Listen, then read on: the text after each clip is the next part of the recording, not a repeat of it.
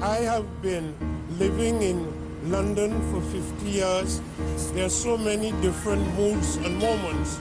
But what I was certain about, listening to my grandson and my son, is that something very, very serious was going to take place in this country. Our political leaders had no idea. The police had no idea. But if you looked at young blacks and young whites with a discerning eye and a careful hearing, they had been telling us, and we would not listen, that what is happening in this country to them. Mr. Howe, if I can just stop you, Mr. Howe, for a moment.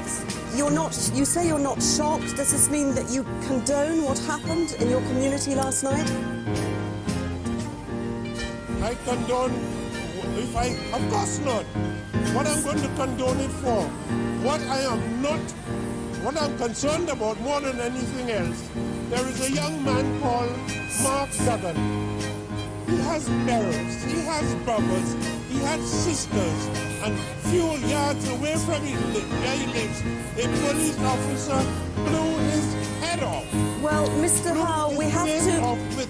Let me finish. Mr. Howe, we have to wait for the official inquiry before we can say things like that. We don't know what happened to Mr. Duggan. We are going to wait for the police report on it. If I can take you on a little bit, you were talking about your grandson, you were talking about young people.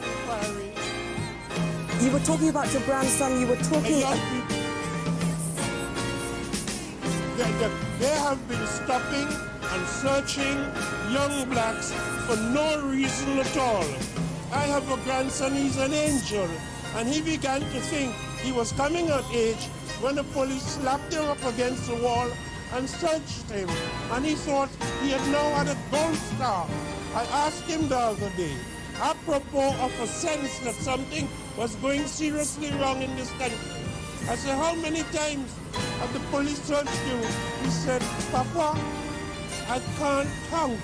There's so many times. Mr. Howe, that may well have happened, and if you say it did, I am not to gainsay you, but that